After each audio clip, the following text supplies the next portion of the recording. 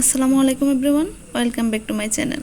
কাছে এবং দূরে যে যেখান থেকে ভিডিওটি দেখছেন, আশা করছি আল্লাহর রহমতে সবাই ভালো আছেন। আমরা আলহামদুলিল্লাহ ভালো আছি।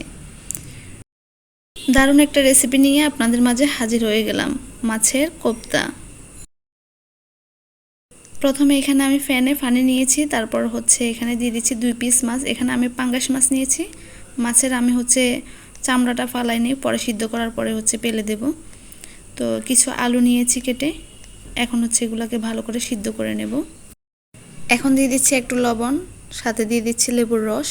এখানে আপনারা চাইলে যে কোনো মাছ ব্যবহার করতে পারেন, কোনো সমস্যা নেই। আমি পাঙ্গাস মাছটা নিয়েছি। যারা পাঙ্গাস মাছ খেতে পছন্দ করে না তারা অ্যাভয়েড করতে পারেন। এই তো আমার মাছটা সিদ্ধ হয়ে গেছে। আমি এটা চামড়াটা ফেলে দিয়েছি, তারপর আলুগুলো ছিলে নিয়েছি। এখন কাটা বেছে নেব আর কি মাছের।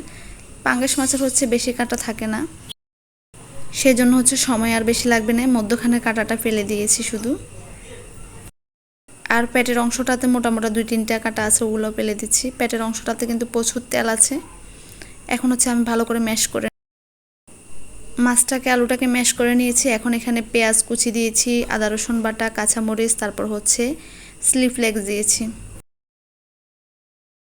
এখন দিয়ে দিচ্ছি এখানে লবণ, তারপর আছে এলাচ গুঁড়া, এটা ম্যাগি মশলা, এখানে আছে গরম মশলা, তারপর জিরা ধনিয়া গুঁড়া, হলুদ গুঁড়া।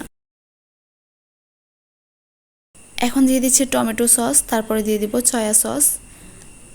এখানে আমি তেলটা ব্যবহার করছি না, কারণ মাছের মধ্যে অনেক তেল আছে, এই জন্য।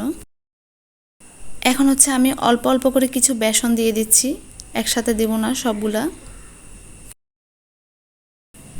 এই তো আমি ভালো করে মেখে নিচ্ছি।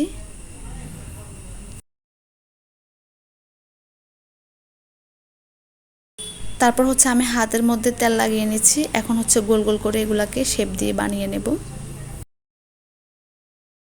এক এক করে আমি সবগুলো কোপ্তা এভাবে তৈরি করে নেব।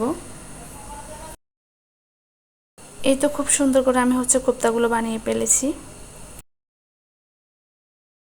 এইদিকে কড়াইতে আমি তেল গরম করতে দিয়ে দিয়েছি, এর মধ্যে দিয়ে দিচ্ছি আমি কোপ্তাগুলো। তেলটা গরম হয়ে আসছে। এখন আসল কথায় আসি। কোপ্তাগুলো ভাজার পর বাকিটা একদম ইতিহাস হয়ে গেছে। যখন তেলের মধ্যে দিয়ে দিলাম কোপ্তাগুলো, তখনই আমার গ্যাসের অবস্থা একেবারে খারাপ ছিল। পরে একদম কোপ্তাগুলো ভেঙে একাকার হয়ে গেছে। এখন দেখতে পাচ্ছেন ওইগুলোর অবস্থা কি হয়েছে। চুলার আঁচ দেখছেন, একেবারে কম। মানে আমার এত কষ্ট লেগেছে, এত কষ্ট করে আমি রেসিপিটা তৈরি করলাম, কিন্তু অবশেষে আমার ফাইনাল লুকটা এটা। তো আলহামদুলিল্লাহ, খেতে কিন্তু ভীষণ মজা হয়েছে। আপনারাও ট্রাই করলে একটু গ্যাস থাকতে বানিয়ে নেবেন আর কি। এই যে এটা ফাইনাল লুক মাছের কোপ্তাগুলা। তো কিছু করার নাই, এটাই খেতে হবে আজকে। তো মাশাআল্লাহ, খাবারগুলো খেতে কিন্তু ভীষণ মজা হয়েছে। তো ভিডিওটি ভালো লাগলে একটা লাইক দিবেন, কমেন্ট করে আপনাদের মতামত জানাবেন। আজকে এই পর্যন্ত। সবাই ভালো থাকবেন, সুস্থ থাকবেন। আল্লাহ হাফেজ।